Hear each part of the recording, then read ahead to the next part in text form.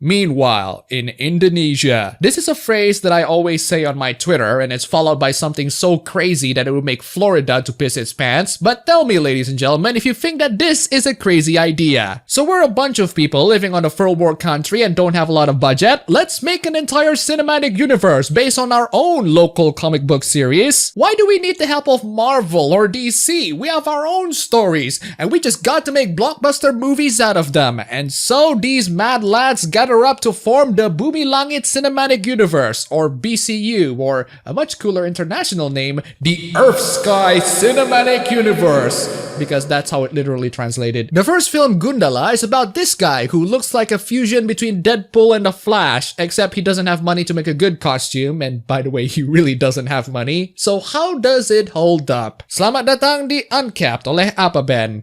Okay, that's the last time I'll speak this foreign language to you all. Today's review is gonna be on Gundala, the very first entry of the Bumi Langit Cinematic Universe. Before we go to this review, YouTube will potentially demonetize this video because this is a pretty edgy superhero film. So if you'd like to support this channel, you can do so by checking the links down below. So what's the story of our very first superhero cinematic universe? It tells the story of Sancaka, a boy whose parents are struggling in a crisis that looks like what happened during the Suharto era back in the late 90s. Both of his parents were gone for different spoiler reasons, so he has to live by his own all the way to adulthood. At one moment, he got struck by lightning and turns into the Flash.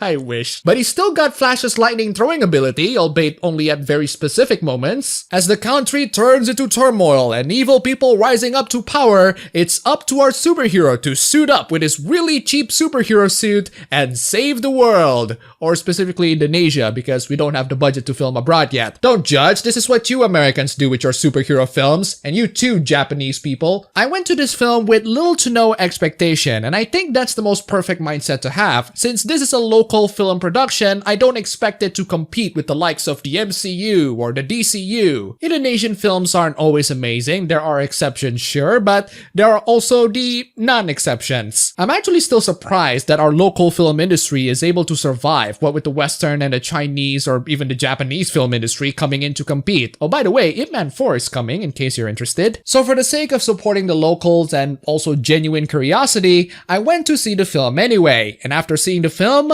here's my message to the MCU, and especially you, the DCU, step aside because you just got a new challenger. This film is flippin' sweet.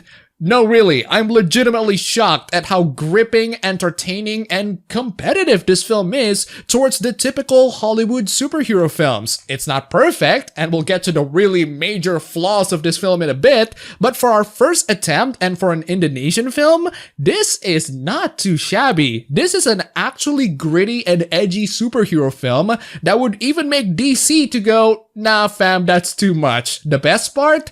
It's PG-13, or at least it's got a PG-13 equivalent here. When you show this film to Hollywood, I'm sure the ratings board would go, wait, is this really PG-13? Now let's get back for a bit. I'm speaking as someone who has no idea of the Bumi Langit Cinematic Universe. Some of you comic nerds out there might criticize the overly gritty and realistic tone, but I actually welcome it here, and the reason why is because this film managed to make it so fresh. Remember how superhero films got gritty and edgy back then to the point where it becomes a legitimately annoying trend that, in my opinion, only The Dark Knight and Logan can pull off very well? I expected this film to fail spectacularly on trying to recapture that edgy superhero phase, but I actually really dig this one because it's not edgy for the sake of being edgy. The film is dark and gritty because the story being told is legitimately dark and gritty, and not a way for the studio to capitalize on a dying trend. I am legitimately gobsmacked at how good the intro of this film was. The origin story of the main hero is told really well. You manage to see the evolution and the deterioration of a child's hope. The film doesn't rely too much on dialogues to tell the story.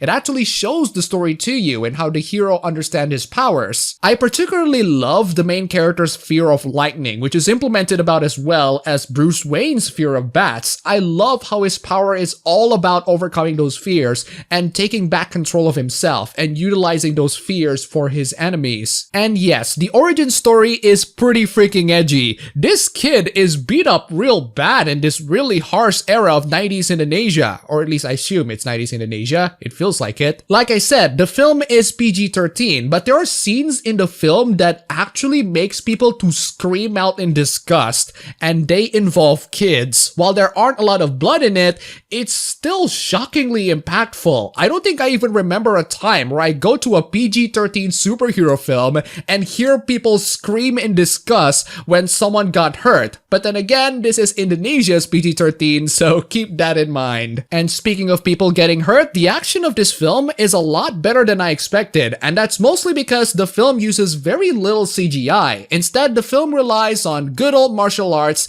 and if you're in this film for the martial arts, you'll definitely get it, including from the kids. Just goes to show you that you ain't messing with Indonesian kids. They know how to kick your butts. The martial arts choreography isn't exactly the raid level of choreography, but it's definitely pretty close, and it's definitely a lot better than what a lot of Hollywood films offer these days. But a good superhero is nothing without a good villain. The villain in this film is called Penkor, an orphan whose face got burned during an incident in his childhood and is now a mafia boss controlling a significant portion of the government. He's basically the kingpin of our cinematic universe, and I absolutely really love this villain. I love it so much because his origin story complements the hero's origin story really well. Both of them come from different backgrounds and struggles and hardships during their childhoods. Both of them want to see justice being done towards those who deserve it. Both of them feel so disillusioned by society. It's such a good contrast between the two, and I really want to see how the two clash in the end. In fact,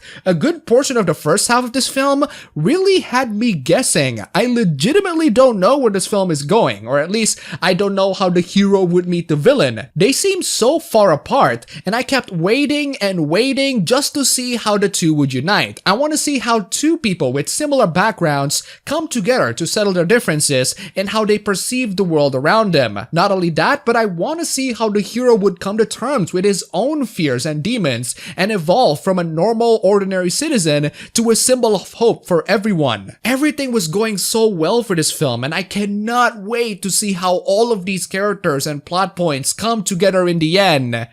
But then the second half happens, and this is where the film turns into, oh my god, this is actually really good, to oh boy, where do I start? The second half of the film unfortunately resorts to cliches and traps that these sorts of superhero cinematic universe films usually get. It's definitely not as interesting, intriguing, or as well presented as the first half. I am disappointed because you all have so many films to take notes from and learn the mistakes that they make, and you still make them. Let's start off with the fact that the second half introduces way too many villains. The first half introduces two villains. One is the Kingpin, who has all the power and influence and money, and one is a spoiler villain who has special abilities.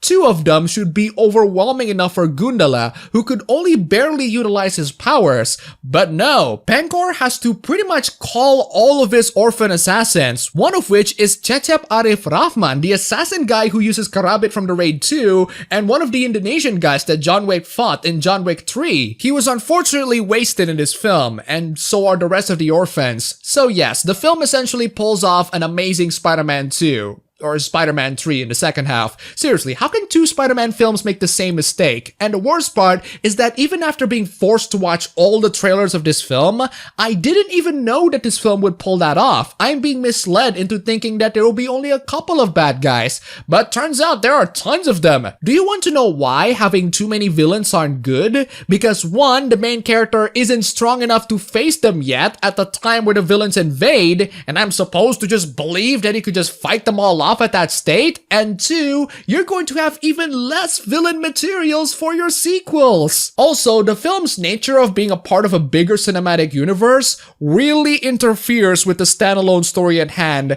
in the second half. The reason why the MCU works is because most of the films are standalone, and they slowly tie the pieces together to form a cinematic universe. This film uses pretty much a good portion of the second half to force itself to tie into the bigger cinematic universe as if they just used the second half for what's supposed to be the post-credit scenes. And that really interferes with the standalone Gundala story. There's a segment on this film which is like watching the first Iron Man and have the Hulk to just suddenly appear and beat up Ironmonger, even though the Hulk film won't come out until later. It confuses the living hell out of everybody who went into this film expecting just Gundala, and yet they have to know who that other character who suddenly appears is. My opinion on this film ends up being the same opinion that I have to an anime that everyone loves, A Silent Voice. And since everybody loves A Silent Voice, I think people would tolerate this film too. The first half of this film is legitimately good. It's intriguing, dark, gritty, edgy, and I love every second of it. The second half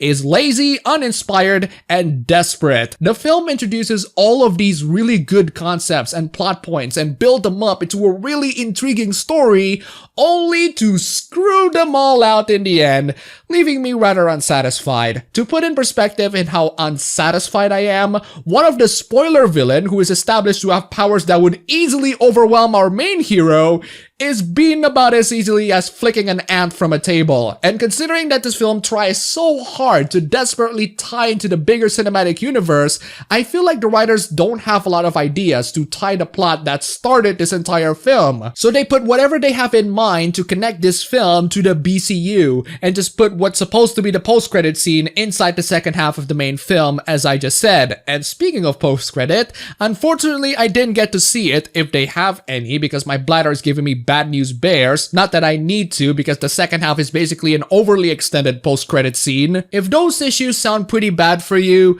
actually, yes, they are pretty bad. But the first half of the film was so good that I'm prepared to overlook the many major flaws of the second half.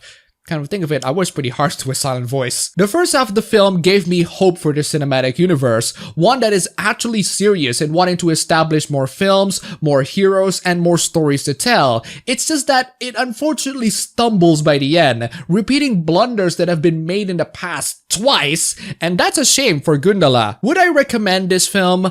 Honestly, I would, just for that first half. It's legitimately good, and you might be impressed to see what we Indonesians can pull off. When it's good, it's definitely pretty competitive compared to the big leagues, and that's great. It's just that as soon as the second half begins, don't expect this film to hold that awesome torch any longer. This cinematic universe has a lot of potential. I am still legitimately entertained, and hey, it's a lot better than what I expected, so that's good, right? But still, the flaws are there, and there are tons of rooms for improvement. This is a review after all, and I have to point all of these flaws out so they can get better in the future. Hopefully this film and many of the other BECU films are available for streaming or in Blu-ray internationally with English subtitles. I want this cinematic universe to succeed and be enjoyed by everybody, to provide an alternative to other cinematic universes, especially when Spider-Man is practically homeless. So let's see if the second film, which features a female superhero, can bring it back on track, and most importantly, be better than Captain Marvel.